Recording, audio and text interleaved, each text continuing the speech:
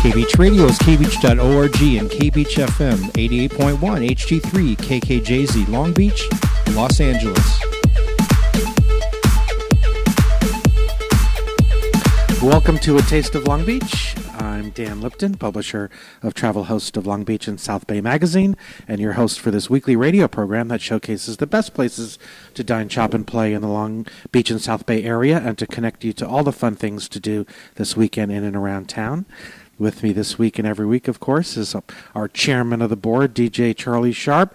Charlie, are you ready for some culture today? I am. I kind of was on the website before he came, so I kind of know, but enlighten me. Right, and I'm not talking. And I'm not talking yogurt. No, okay, no. This is the other kind of culture. Today we're at the beautiful Long Beach Museum of Art and Claire's Cafe and Restaurant at 2300 Ocean Boulevard. And with me is our special guest today. We have a bevy of guests. Are the executive director, Ron Nelson, Sue Ann Robinson, who's the director of collections and exhibitions, Lisa Marsh, who is the director of education, and Jose Martinez, who's the director of food and beverage. And we're going to start off with the executive director, Ron Nelson. How are you today, sir? I'm great. How are you? Excellent. Thank you so much for having us here and being a part of our, not only of the community but partner in the magazine, and we just love promoting the arts here in the city of Long Beach. Thank you. It's an amazing city, and the arts are getting more and more visible throughout the city, and it's really making a huge change and a shift in what this city looks like, and we're just glad to be part of that. So, excellent. So before we talk about the museum, if you don't mind, I'd love to know, how does one become executive director of a museum? So what's your background? So I never had a small doll, executive director doll, when I was young that I used to, say, this is what I want to be when I grow up. My background has always been fine art and art history and classical Greek and Roman archaeology. So with that, you're sort of limited on where you're going to go. But I've been through in the art business my whole life and had a lot of nonprofit management experience. So I've been the executive director now a little over 7 years here. And prior to that, I was director of development. And it's an amazing place, and I'm just glad to be one of the people on the line that get to be at the helm. Sure. Yeah. Did you work at other museums in I your did history? not. Okay. I did not. No. But curatorial work, but Sure. no, I did not come from another museum. I have a cousin who can look at books and tell you if they're like real or I don't even know the right words to say. Authentic. Very good. Right? Yeah. Old manuscripts and Yeah. things like that. Yeah. He does it at a museum, I think, in Boston. That's heady work. That's heady work, and that's a real specialized field. So Sure. your cousin is lucky to have the job in Boston. Yes. So please give us an overview of the history of the museum. For those who haven't been, we're right here on the water on Ocean, the spectacular setting for a museum. Was this originally a residence? It was a residence. Right now we're sitting in the Anderson House. The Anderson House was built in 1911 by an East Coast philanthropist and banking family. And the house was here and has a number of uses over a period of time. It shifted owners. It became a officers' club during World War II, became a private club after that. In 1950, it was founded as an art center for the municipal folks of Long Beach. Then they starting to build a collection after that, and officially started using the term museum and started becoming a collecting institution. So it's we're now 63 years old, and we look good for 63 years old. Absolutely. But in Southern California, when you look at the age of other institutions, I mean, we're 10 years older than LA County Art Museum, so we've been around a long time. And the collection is really exciting because it really tells the history of Southern California art and artists over that period of time. So I think the institution itself has its own story, but I think it's part of that story is how the role it played in Southern California and cultural arts. And maybe this is a little bit of a technicality, but does the museum belong to the city? Is it city-owned, or? It's not. The property that we are on actually belongs to the city. The museum is managed by a foundation. In 1984, the city stopped running the museum. It turned the museum over to the foundation, and that allowed us to really care for it, raise money for it, and to kind of continue to grow. And now, obviously, we have these fabulous galleries here on site also that were completed in 2000. So that's allowed us to take another larger step into the world. But up until 1984, it was city-owned and city-managed. After that, it's been run by the Long Beach Museum of Art Foundation. Okay. And what is the mission of the museum? You know, our mission for us is not missions from most museums and a lot of museums really look back and see themselves as protectors and conservers and of fine and precious objects. That indeed is part of our mission, but the other part of it is education. And another part for me and for everyone here right now is also making this a go-to destination, not particularly if they're coming here specific for an artist or a show, but want to be here on this campus because it's so beautiful and we offer so many amenities. Sure. Yeah. And what makes up the museum? Because there's multiple buildings here. There are multiple buildings here. Right. Yeah. So do you mind describing that? Yeah, the building we're in right now is a craftsman home. It is has a sweeping view of the Pacific Ocean. There's an original carriage house that was caretaker and carriage facilities for transportation at the time. That building was moved to the back of the property and is now our education center. And we have the Boeing classroom in there. We have all of our educational staff and visitor service staff in there. And we then have our gallery building. And the gallery building was designed by Frederick Fisher and completed in 2000. That's allowed us to keep the majority of the collection here on site in a vault, and it's have better access to it. Prior to that, storage of the artwork was always a problematic issue, and so here we're able to keep it completely safe. Okay. Being executive director, obviously, all things ultimately come back to you, but what do you see as your main focus? What is it that you really want to accomplish as the executive director? I really want this institution to embrace the history it has with contemporary artists, and I see that as a major role that we play in Southern California. And in particularly, I think it's really important that we showcase Long Beach talent when we can, and we showcase it to not just Long Beach, but regionally and nationally, and in some cases internationally. It's interesting that I can be in Paris and run into someone who will know of the museum and its collection, but I could be at Home Depot, here and know that also, but I could also be at the Getty and someone won't know about it, So it's an amazing place, and I'm continually amazed and amused by all of the daily comings and goings and the questions that pop up and the answers, and so I really see my role at this point is shepherding it forward. I really continue to really want to authentically and earnestly find local talent, and there is a lot of it, and there are a lot of international artists that live in this city that are known around the globe that we don't show, and I really that's really my goal. What constitutes the ability, let's say, of a piece of art or an artist to be put into a museum as opposed to a gallery?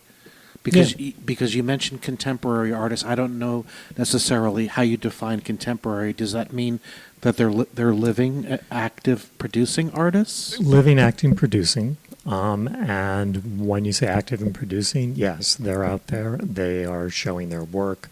They have gallery representation, or if they don't, they're looking for it. A lot of artists may have had very successful commercial careers, but the one piece missing in that is an exhibition at a museum, or to be included in an exhibition at a museum. And so I think it puts someone in time and place and in a historic sense. And I think that offers us research as we go forward, and everything that we're documenting about those artists. And it's not always about the quality of a certain piece that could be and hanging in a commercial gallery. It's really about a body of work and about what that artist has and what that path is, and then following and examining that path. So it's not necessarily that the people are renowned, no, right? No, absolutely not. It fits what you're looking for. That's right. Right? That's right. Does the art become property of the museum, or just for a time that it's being exhibited? Just for the time that's being exhibited. We're fortunate that we have a really great collection here for our permanent collection. But we also, when we're looking at works and when something is on loan, it's on loan from a collector or from the artist himself. So we then show the work from there. It goes back to the artist. What's the purpose and importance of museum membership, Ron? It really is sort of the heart of the museum. It is that group of people that are here at the openings, that are here, that are, our ambassadors out into the community.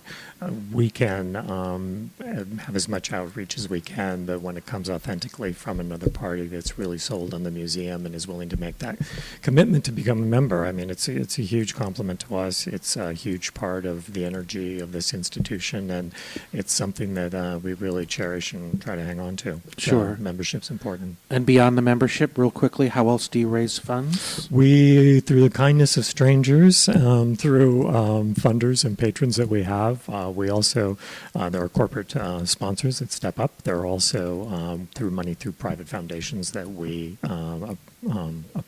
write appeals for and receive.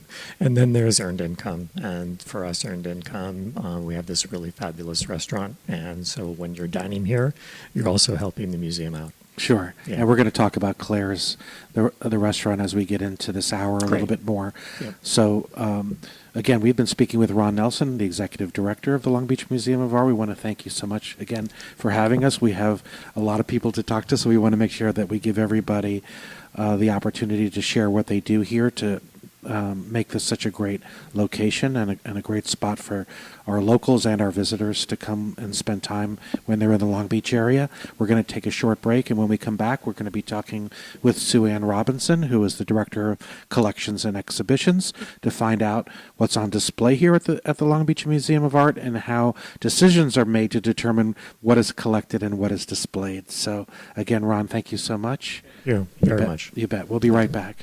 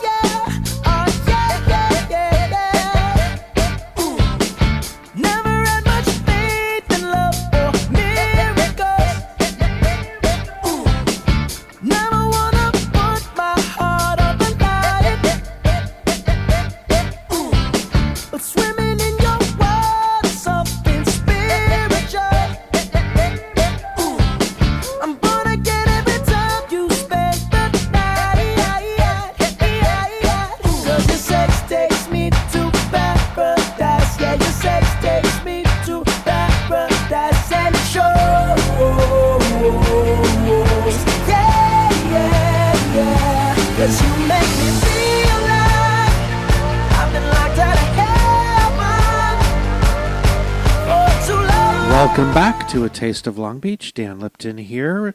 We're at the Long Beach Museum of Art. I'm with Charlie Sharp, and our guest this segment is Sue Ann Robinson, the Director of Collections and Exhibitions. How are you, Sue? Wonderful, thank you. Do you prefer to be called Sue or Sue Ann? Sue. Sue, okay. So, Sue, you have been here at the museum quite a while, yes? Yes, 26 years. 26 years. And you've seen a lot of things come in and out of here. Amazing changes. Tell us a little bit about your responsibilities. Well, when I started, I was the artist in residence. And What does that mean? that means I was making art and helping other people make art.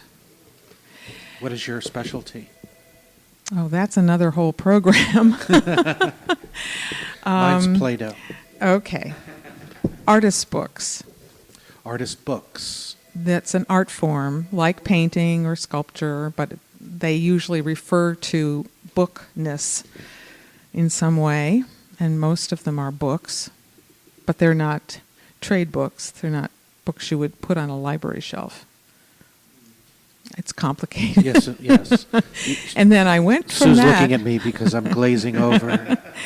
I went from that to, well, we actually have some artist books in our current exhibition by other artists, Kim Abeleys and Mariana Barkas. We have new artist books in the collection of the museum, so that was nice. Okay, so you were able to really transform your career from being an artist Yes. to actually helping others with their art and Right. getting it displayed. And Well, and then so I forth. went from being the artist in residence to being the director of education here for 16 years. Okay. Are And you a now- local Long Beach person, or what brought How did you? I show up on Yeah, on these shores? How'd you get here? I came in 1982, and when I arrived here, I felt instantly at home in Long Beach. It actually felt like I grew up in New Jersey. It felt Same like here.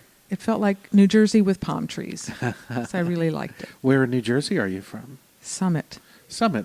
I know. I grew up in Bergen County. Oh yes. Teaneck, New Jersey. Okay. Yes. There you go. Yeah. So you feel it's like Well, New Jersey with palm yeah, trees? we love we love it. It's a warm city for a big city. Yes, it is. It felt very much at home. Mhm. And then after I became the director of education, then I moved into coordinating the exhibitions and curating the collection, taking care of the collection. So I work with our registrar who keeps track of where all the art is, and art that comes in that we're borrowing, or art that's going away that we're loaning. So the registrar is a very I want to important talk more about job. this. Before we talk about what's actually on display right now, how many exhibits are permanent, and what is the process to determine what comes here and from where? Okay. It's kind of like people see There's goes into several questions right. in there. People go to museums. I'm not sure they really No. know what No. qualifies something to be a museum piece and for Right. how long and why you would choose something to stay here and not just be here temporarily, that kind of thing. Okay. Well, I think I get calls probably every day, certainly every week, from someone who would like to know if we would like to have a locomotive. A locomotive. Yes. And so that's not every week, but I have had that call. And so I've had to explain A that train car. Yes. Every museum has a collections and exhibitions policy. And usually that's based on the history of the museum and the size of the museum. So if you went to the Metropolitan Museum of Art or the LA County Museum of Art, those are encyclopedic museums. So they're open to collecting from all time periods and all over the world. Okay. We're not that big. Right. And we were established by people in Long Beach who really cared about the arts and wanted access to seeing the arts. And once it was an art exhibition hall, then the city and citizens began to think, oh, well, we could keep things there that had artistic value, and we could collect them. And so because we were started really with a lot of people interested in contemporary art, whatever was going on in 1950 and 51 and 52. So our emphasis and our collecting has been in the area of contemporary art, mostly from Southern California, and in all media. So ceramics, painting, sculpture, everything.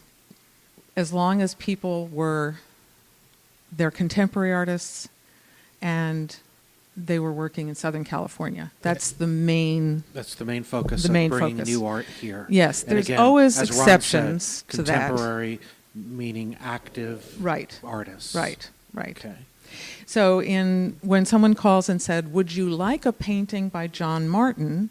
John Martin is deceased, but he used to teach at Cal State Long Beach, and he was an active painter and showed actively in Southern California, and that would fit in our collection. Sure. So local is important. local is important. Contemporary. And Southern then there's California. always exceptions to the rule. Sure. So I mean, if somebody had something ridiculously amazing in their collection. Well, we do have some. For example, our Wishner collection, which is a bequest of a former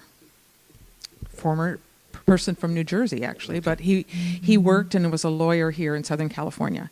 And in the 70s, the bequest of his collection came. It's Kandinsky, Yavlensky, Feininger, and Fischinger, European modernism. But it fits in our collection because they were being shown in Southern California then, and they definitely influenced contemporary artists. So we have a wonderful collection of European modernism. If someone had a Picasso. We have Picasso. Okay, there we go. All right, good. The collector... We can rattle off some names. Well, huh? the collectors sometimes, would like to give works to us. They might be collectors in Southern California and Sure. have bought works from all over. So we have works from Latin America, Europe. How much competition is there between museums? I don't think that there is actually a lot of competition because everyone does have a sort of a distinctive quality. And Do you have situations where museums go back and forth to each other and say, we have something that doesn't fit here, but it might fit what you're trying to do? not a lot, although that certainly happens with museums. But I think one of the issues, when you accept something into the collection, you have taken the responsibility for keeping that work in perpetuity. Okay. So it's very rare that museums talk about de-accessioning. Sure. And Because the person has come to you Right. wanting it for Right. for your museum. And if something like the locomotive, Mhm. I explained that didn't really fit our collection, Sure. but it might work out at the Laws Locomotive Museum. Right. I was You going know, to say so- there is a locomotive. I believe there's a locomotive museum in Sacramento. Yes, and I've went to it. I know there are. So Yes.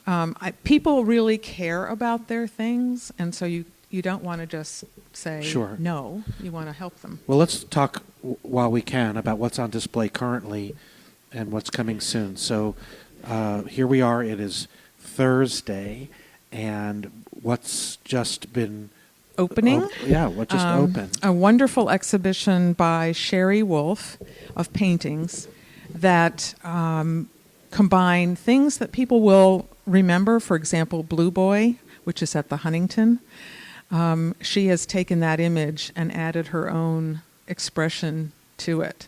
So it's a contemporary artist and very beautiful paintings, a lot of art history that she's drawn on for her paintings. And it'll be wonderful fun to pick out the still life that she's added to a historic painting. And the other thing, the whole second floor is filled with things that we have acquired in the last 2.5 years. And very exciting is Claire Falkenstein. We're sitting in Claire's, and Claire's is named after the artist Claire Falkenstein. We have her fountain as the focal point of our restaurant. Right, and it's we just have- outside here on the patio overlooking the ocean. It's a beautiful metal sculpture. Right. It's a fountain, Uh-huh. kind of abstract. And we have just added a new piece called Sign of the Pacific, which was commissioned for a person in Long Beach by Claire. And then the Claire Falkenstein Foundation found in their offices the model for the fountain. So we now have the model that Claire made for the fountain, and that's in our exhibition Oh, upstairs. that's exciting. Yeah, it was very exciting. So for people who want to keep up with what's going on with the museum, Yeah. how do they know what's coming? And They can go to the website. They Which can is www.lbma.org. right, lbma.org, as for Long Beach Museum of Art, Right. lbma.org. And they can also sign up for our email blasts. If they're visiting, just put their email address in, and they can join, which is really helpful. Sure. And That's then to they be- get all the to information. be a member, Yes. right? Yes. That supports the museum and keeps them in touch. We keep in touch with them.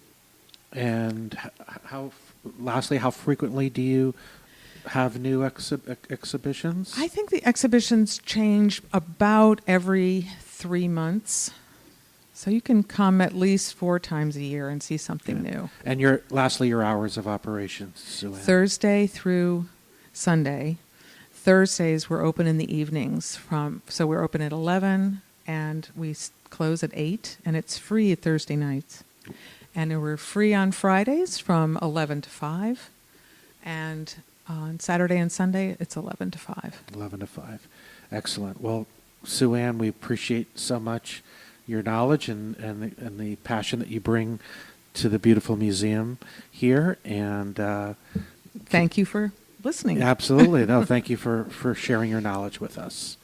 And when we come back from our break, we're going to be visiting with Lisa Marsh. She's the Director of Education here at the Long Beach Museum of Art, and we're going to find out how she generates interest in the museum and in art in general from the community. So we'll be right back. Mornings on the beach is a time for reflection, relaxation, and calm.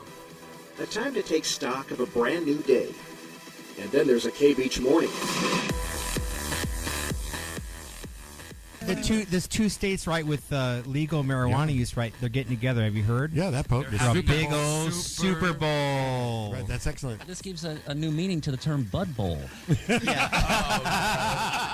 Legalized marijuana. Is there a bigger competitor for Anheuser-Busch than legalized marijuana? There you go. It's really not competitive, I feel like people can do both.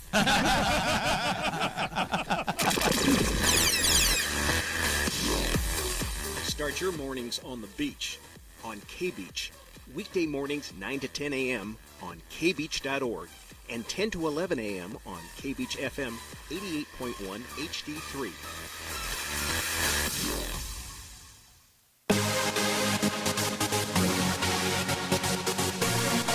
KBeach Radio is kbeach.org and KBeach FM 88.1 HD3 KKJZ Long Beach, Los Angeles.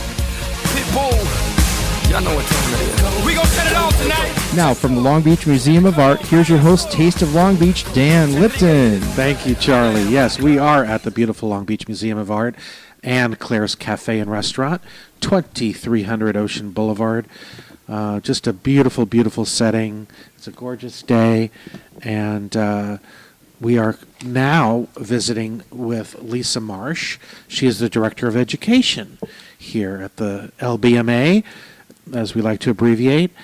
So, Lisa, how long have you been here at the Long Beach Museum of Art? I'm brand new here. Yes? It's a pinch me job. Oh, nice. For really, how long?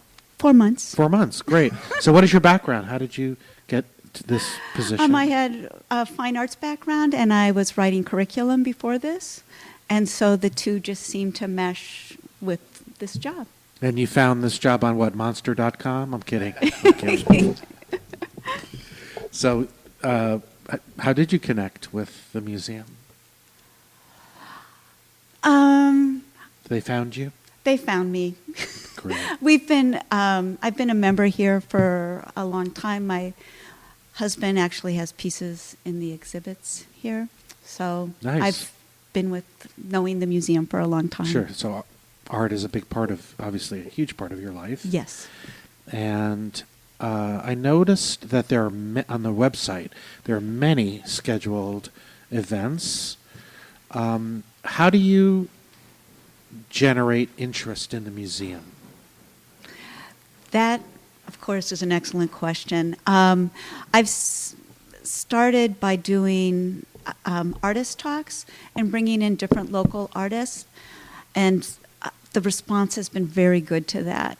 People are interested. I've had Frank Cummings, who was having an exhibition here, Shay Berdemus, who is a fine artist and a tattoo artist at the Outer Limits. Nice. And Kim Abeleys, who currently has a piece in the New Acquisitions exhibition, and she does a lot of work with public art and public art. What is your? I want to get back to you mentioning tattoos. I don't have any, but I'm fascinated by them. What is your mission as the director of education? My mission as the director of education is to have people come in and experience something different from their everyday life that they reflect on. And it's not so much as learning about the art, it's about being able to appreciate the art, appreciate the collection. Like bringing a tattoo artist in here was, a big leap, but it had people thinking about art in a new way. And Sure. I think a big part of it is having people think creatively. Well, I think art, we would all agree, covers a broad spectrum of things. Yes. What one person defines as Yes. art may not be art to someone else. I think in general we've heard through the news that a lot of things are classified as art. What do they say? Art is in the eye of the beholder. That's right. And would you say, from your experience outside the museum and now being a part of it, that art appreciation, let's say, do you think it's growing, or do you think it's waning and it needs, a kick in the, what? I think it's starting to grow. I think people have been spending a lot of time with their devices, and they're starting to suddenly realize they need to be out in the world again. And so I think people are starting to want to be social in a new way, and I think art is one way for people to be social. I don't know if you've ever gone up to Culver City on opening nights, but it is jam-packed. You can't even cross this. You don't want to drive your car up there. There are so many pedestrians going from gallery to gallery, and I think it's a way for people to get out and experience life with other people. You know what I is interesting to me, I don't know if the museum does it and this is the place where one might do it, but I think I would have a greater interest in it if I actually got to see an artist actually doing art. Now you really have me talking. All right. Right, so This- if they're a painter, paint. If they're sculpting, sculpt. This summer, we're starting a new program. We're having artists in residence, and they get a gallery, not a gallery space. They get a space in the museum to use as a studio, and that when the museum's open, the public will have access to the studio, and the artists that I have coming in, they have to do something that the public can interact with in at least an eighth of the space. So they have to know that. The artist that I have coming on campus this summer is Chris Miller, and he does articulated drawing machines, automated drawing machines. And he also is thrilled because he wants to do more oil painting, and so he will be setting up an oil painting. In the fall, I have Stefan Myers, who does 3D printers. We're going to have MakerBot here, which I'm really excited about. And then... now, 3D printers, I think I've seen a machine at, I want to say Office Depot. It's a machine that can actually create... It is. I just went to a workshop on it this past weekend. It's amazing because a 3D printmaker, with your computer, you have a scanner that scans the object three-dimensionally, and then you take that scanned file and to the printer, and it is... It's like plastic injection molding, or... It's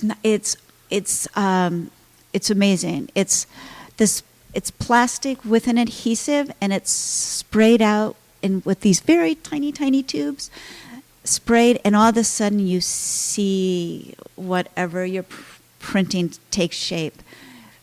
it's amazing. And so you have an artist that actually uses those machines? Yes, and he's going to be coming, and we're going to be hopefully building 5 3D printers and letting people use them. Oh, wow. That would be a lot of fun. Yeah. So what kind of education classes do you have here on a regular basis that is your responsibility? Every 5th grader in Long Beach comes to the museum. We pay for the transportation, an art workshop, and a gallery tour. So they do something that the workshop is based on whatever our exhibition is. So that's Tuesday through Friday. Once a month, third Sunday of the month, we have family art making workshops that are free.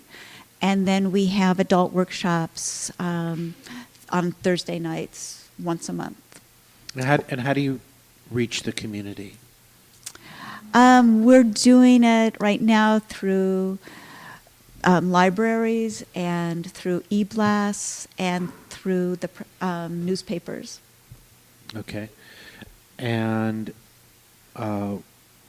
who's responsible for those who might be listening that would like to volunteer at the museum? We are starting a new volunteer program. Currently, we have docents. The docents go through a 6-month training period, and then they become docents. So let's just say there was a college student listening who might want to donate some of their time and appreciation of art, let's say, at the museum. They could go through a training course. They can go through a training course. My sister, when my sister was a graduate student at Yale, she was a docent at the Yale University Museum. Oh. And I just attended her tour one time as her older brother, and it was great. It was really a lot of fun. And there were a lot of children. Oh, the docents are the backbone of many museums, and especially our museum. We have 50 docents and about 20 that are in training right now.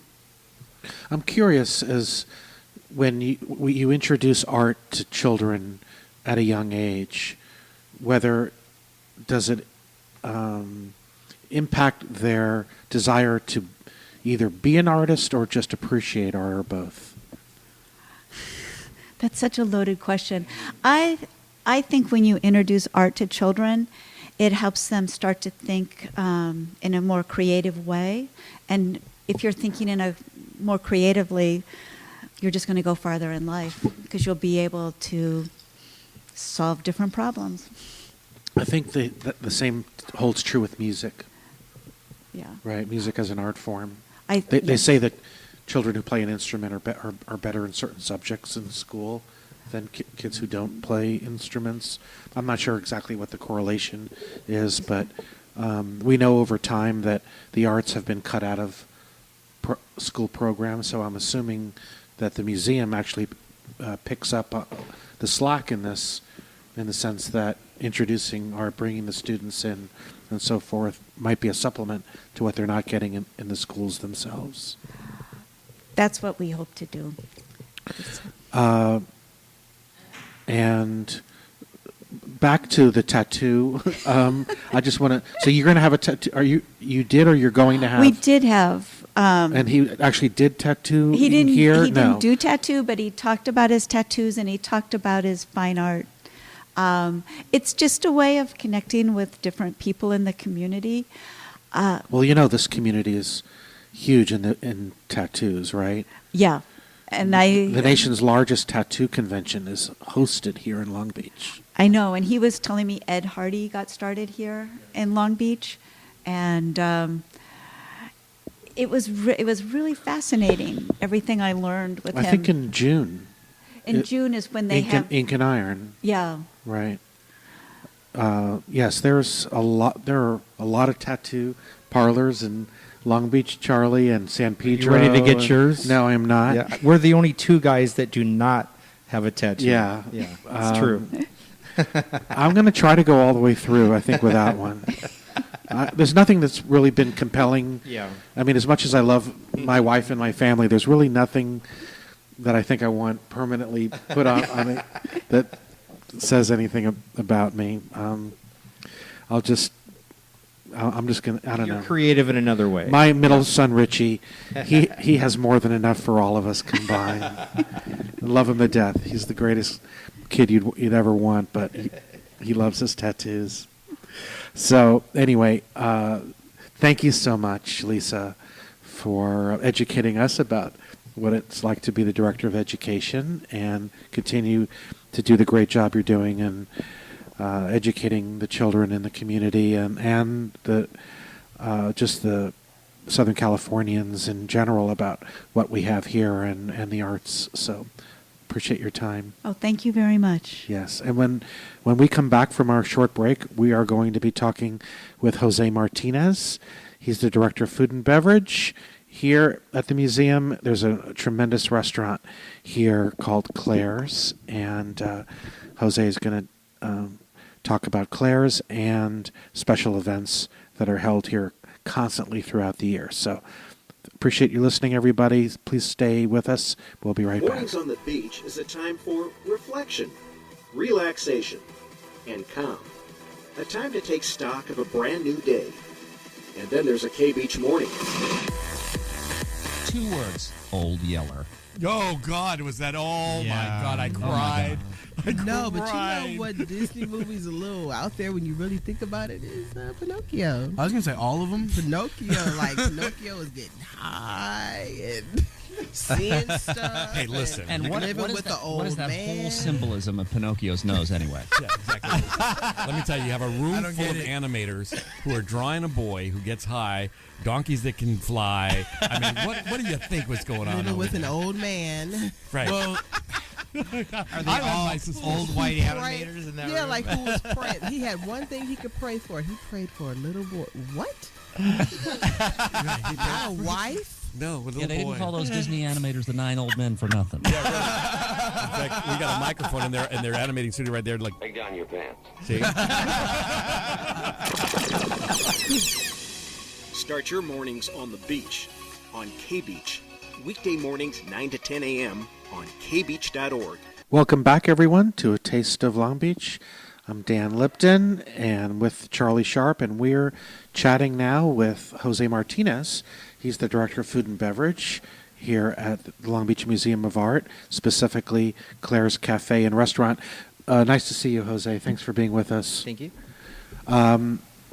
Jose, do you refer to Claire's just like Claire's, or do you call it Claire's Cafe? How do you like to? We call it Claire's at the Museum. Claire's at the Yeah, museum. Okay. Claire's at the Museum.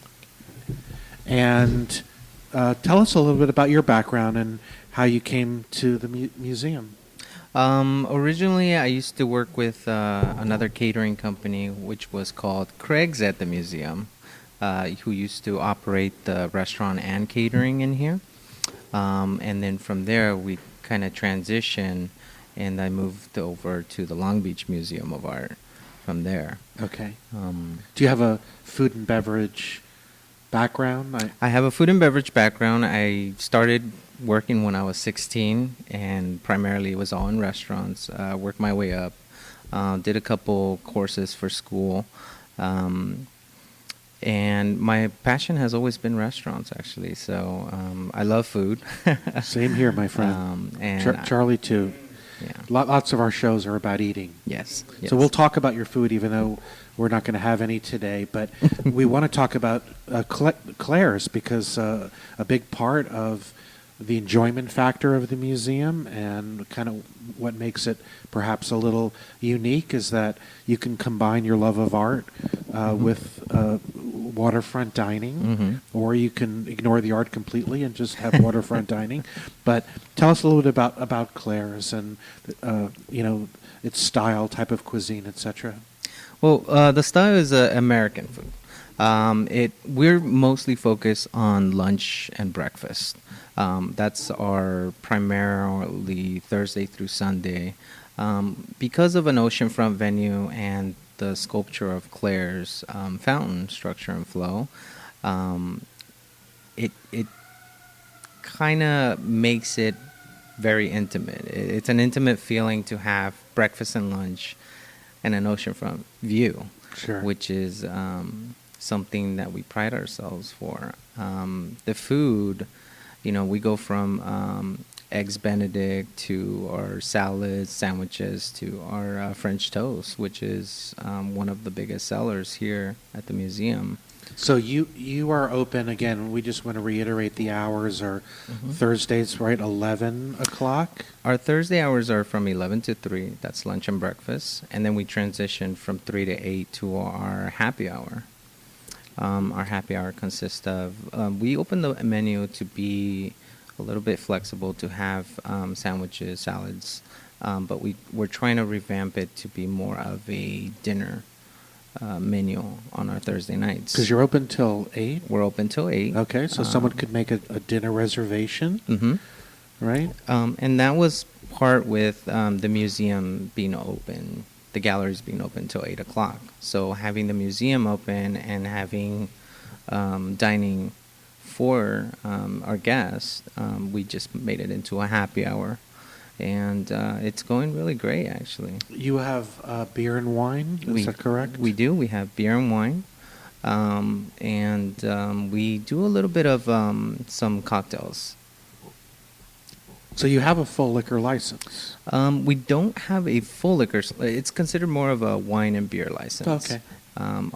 Our liquor is a low proof. It's less than 30%, which still gives us the ability to make certain drinks. Okay. But because we're a museum, we don't want to get the full liquor license. And plus the other thing is we're in a residential area, so we want to respect some restrictions. Our neighbors, like yes. That. Right.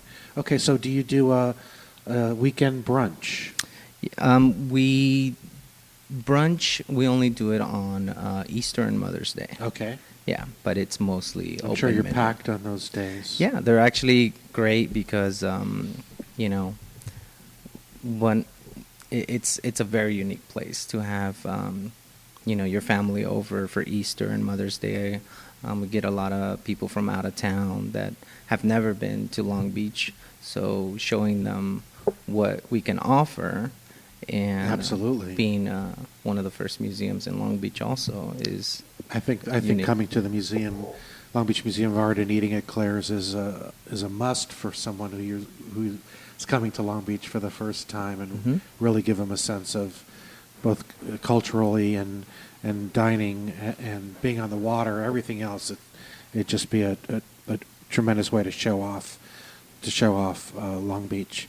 I want to ask you, how do your efforts with Claire's support the mission of the museum?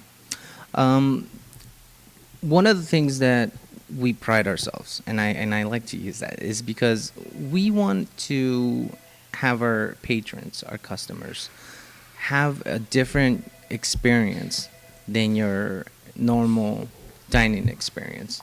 When our customers come to Claire's, it's not just to have lunch and breakfast. It's more of the experience of what the Long Beach Museum of Art has to offer, which is, exhibitions.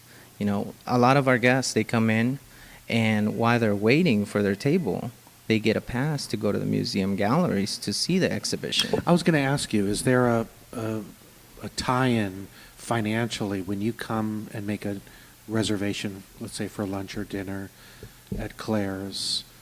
Does that provide you the access to the museum, or do you keep them separate? We do keep it separate because of Saturdays and Sundays being one of our busiest days. Depending on the wait time, we have the free museum passes to see the exhibitions. But a lot of our customers, they love to just walk around the campus and discover the different sculptures that are around our campus and see the Craftsman home, which is 1911 and a summer home. Yeah, sure. Then. So that's one of the different experiences that we want our customers to experience. This is open to everybody. It's open to the public. And like I said, what a great place to be at. And obviously, if you have not been here, and you must come down to see it, it really is a spectacular setting. Again, right on the water. We're sitting right inside, looking back out at Claire's patio. And we should recommend, what table number is this? Because this is the best Yeah. one. Right in the middle, right in front of the window. The waterfall is Well, right there. short of being outside. I Yeah. think it's a little windy today, but Yeah, this is normally great. on a summer day, you'd be wanting to sit outside. And Yes. Claire's is known for their yellow, banana yellow umbrellas. Yes, that's correct. And when they're all up and everything, it's gorgeous. And I can't imagine a nicer setting to be to overlook our shoreline and the Queen Mary, etc. So with that, special events clearly are a huge part of what I believe you're challenged to do, Jose, right? I Yes. mean, this looks like the quintessential wedding place, and obviously you're in our wedding guide that we promote out at wedding shows all over Southern California. But talk more about special events here at the museum. Well, as weddings are beginning to rise, the location, the venue that we have, being an oceanfront venue, when people think oceanfront venue, they think a lot of money. But in reality, there is other locations that you can go to and pay double. One other thing about Long Beach is it has competition with oceanfront, but you don't have the competition with a museum oceanfront venue. And being that it's an oceanfront venue museum, yes, we have gotten a lot of events. The range could go from $75 per person to up to $200 per person. But the one thing that you do get is it's a private venue. We do one event at a time, so it's more intimate. Sure. It's more intimate. It's not like a wedding warehouse. Right, that's Where correct. there's 3 or 4 weddings going on simultaneously, and you're trying to get the attention of staff that may be working on a different wedding, or right. So, Yes. right, all the focus goes on Yes. to that single event that's happening here that day. And again, with the galleries being included into your event, you get to experience not just your wedding, but your guests get to experience what exhibitions are going on, and they get to see, what art and Sure. the mission of the museum and the mission of Claire's. How many people can you accommodate for a wedding? For a wedding seated, we can do up to 350 people. We also have the indoors, which is the Anderson House. Right now it's up to 80 people inside. And it's the full package. So if there's a bride or groom listening to us today, how far out should they be thinking about wanting to book, given how busy you can be? Well, the average time that people say is a year in advance. My recommendation is the venue that you're looking for. If it's a venue that it's private, then yes, you should book it a year in advance, especially when you have the specific date in mind. But one of the challenges that we've been doing is we've been doing a daytime event, which is a wedding, and an evening event, which is a transition, but it's still being able to Sure. be accomplished. And how could people get in touch with you, Jose, to arrange, whether it be a luncheon at Claire's or a special event? How can they get a hold of you? Well, they can definitely reach us on our website, LBMA.org. at LBMA.org, and if you go to special events, you'll see our extensions, and you get to Sure. see who you're going to be and great working photos with. of Yes. the layout, etc., Yes. and how other people have experienced Yeah. their special event. Well, thank you so much. Thank you. Short of dining with you today, Jose, we're thrilled to learn about Claire's and the museum and the work that you're doing. We really appreciate the partnership that we have together with Travel Host Magazine and the Long Beach Museum of Art. Thank you for the great work that you're doing, and we look forward to visiting with you again soon. Thank you. Thanks for being here. Thank you very much. And when we come back, ladies and gentlemen, we have a very, very busy weekend of things going on, a lot of stuff to tell you about in the Long Beach area. So we will take a short break and be right back.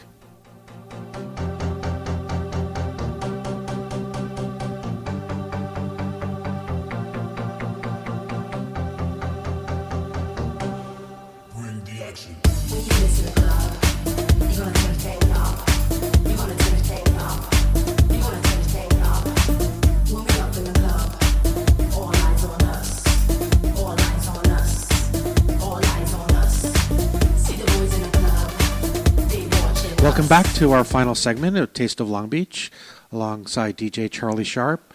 I'm your host, Dan Lipton, and we've had a great time here with all of our guests. Ron Nelson, Executive Director; Sue Ann Robinson, the Director of Collections and Exhibitions; Lisa Marsh, Director of Education; and Jose Martinez, the Director of Food and Beverage at the Long Beach Museum of Art. And we encourage all of you to come down, make a reservation, and enjoy an afternoon or evening of art and dining here on the ocean at LBMA. I want to tell you a little bit more now about our magazine. If you're a hotel guest, you'll find it in now 86 hotels, over 12,000 guest rooms from Seal Beach to Manhattan Beach, reaching in excess of 2.7 million travelers a year. And we direct the business and leisure traveler to all the great dining, shopping, and entertainment locations when they're visiting with us here in the Long Beach area. If you want to read our magazine online, go to travelhost.com/Long Beach and click read. And the Long Beach Museum of Art ad can be found on page 18 of our current issue. You can like Long Beach Museum of Art on Facebook at Long Beach Museum of Art, Travel Host Magazine at Travel Host LB. And Charlie, our listeners can friend KBeach Radio where? KBeach Radio HD on Facebook. Thank you. So there's plenty to do in Long Beach. I'm going to run through it really quick. Tomorrow is First Fridays in Bixby Knolls, up there on Atlantic, primarily between Bixby and San Antonio. Is just tremendous fun of live music on the street. Everybody's out and about from the community. If you have not ventured north of the 405 into Bixby Knolls, First Fridays are a great time, approximately 6 to 9 p.m., and it's great fun. Flying West is a play presented by International City Theater through April 6th. It's a great, great show. You'll want to pick that up at ictlongbeach.org. Frida Kahlo's photographs continue on display at the Museum of Latin American Art through June 8th. That's molla.org, molla.org. Starting this Sunday, running through Saturday, April 5th, is Eat LBC. That's the Long Beach Restaurant Week.